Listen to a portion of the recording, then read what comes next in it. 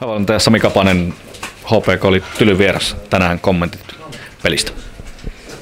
Vastustaja oli todella hyvä ja me oltiin tänään reilusti se askel perässä, että vähän joka osa-alueella niin vastustaja vei peliä ja oli parempi ja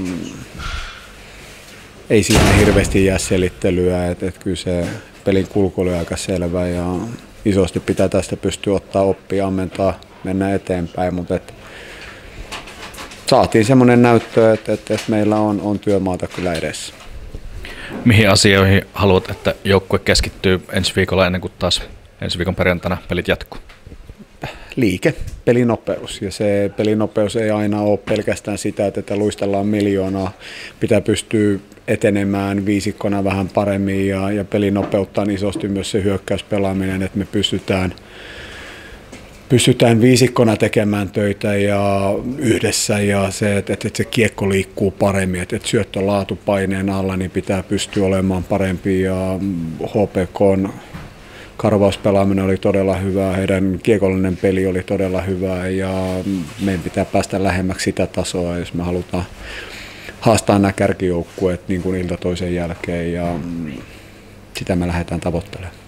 Somessa on kysymys. Mika Koskinen kysyy, että miten otteluun valmistautuminen tuntuu, että sillä saralla on ollut haasteita?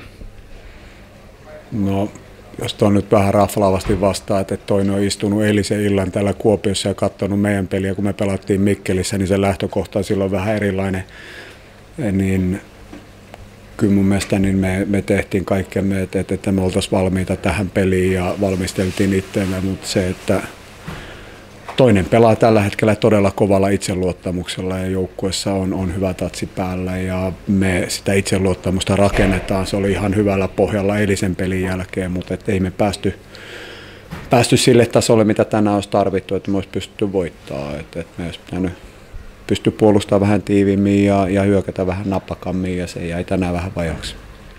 Konsta Mäkinen, HPK oli tänään Tylyn vieras. Omat kommentit pelistä? No oli joo.